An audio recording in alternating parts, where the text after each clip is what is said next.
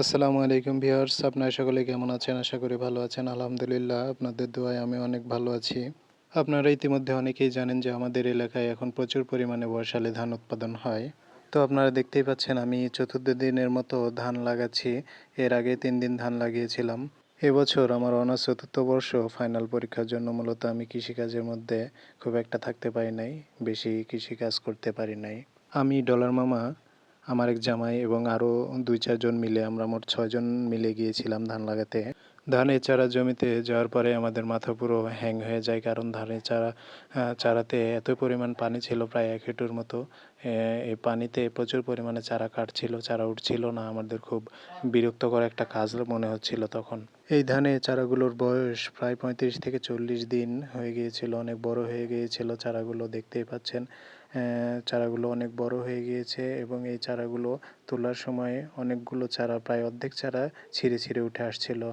আর আপনারা ইতিমধ্যে অনেকেই জানেন যে আমাদের এলাকায় প্রচুর পরিমাণে বৃষ্টির পানি জমা হয়েছে, যার কারণে এক প্রকার বন্যা এবং জলাবদ্ধতার সৃষ্টি হয়েছে এবং প্রচুর পরিমাণে পানি হয়ে গিয়েছে আমাদের এলাকায়। আমরা কাজে গিয়েছিলাম সকাল ৬টার সময় এবং সকাল ৬টা থেকে ৯টা, সাড়ে ৯টা পর্যন্ত চারা তুলি। তারপরে আমাদের চারা তোলা শেষ হয় নাই।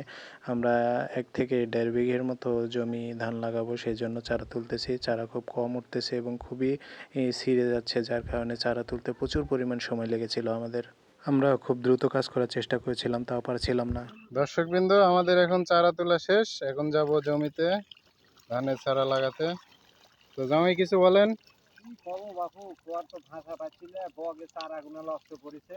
চারা তুলতে আমরা সারাদিন চলে গেল, আমরা কয় টাকা করে কামাই করবো?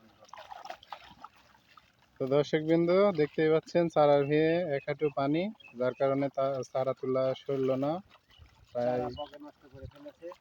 ৯টা পার হয়ে গেছে চারা তুলতেই। এখন কখন লাগাবো জমি। আমাদের এই চারার উপর আরেকটা আঘাত পড়েছিল, সেটা হচ্ছে যে প্রাকৃতিক আঘাত, সেটা হচ্ছে বক, অনেকগুলো বক পড়েছিল, বক পাখি। এবং বক পাখি পড়ার কারণে দেখতে পাচ্ছেন চারাগুলো একবারে আওলা ঝাওলা হয়ে গিয়েছিল। আমরা প্রায় 10টা পর্যন্ত চারা তুলি, তারপরে আমাদের চারা তোলা শেষ হয় এবং একটা জমিতে আমরা চারাগুলো ছিটিয়ে আসি এবং তারপরে আমাদের বাড়ির কাছে যেই জমিটা ছিল সেই জমির জন্য চারা কিছু নিয়ে আমরা সকালের খাবারের জন্য রওনা দিই।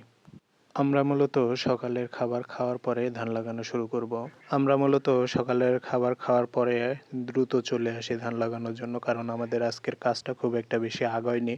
তো আপনারা দেখতেই পাচ্ছেন আমাদের স্বামীন জামাই এবং সাথে আরও 2 জন লোক ছিল, তারা অনেক দ্রুত এবং জোরে জোরে ধান লাগাচ্ছে। দেখতেই পাচ্ছেন আসলে ধান লাগানো কাজটা হচ্ছে নিজের মধ্যে এবং নিজের টেকনিক এটা। আমাদের এই কৃষিপ্রধান দেশে কৃষি হচ্ছে সবচেয়ে মূল সম্পদ আমাদের। তো কৃষিকাজকে যারা ভালোবাসেন তারা অবশ্যই কমেন্ট করে বলবেন কৃষিকাজ আপনার কেমন লাগে।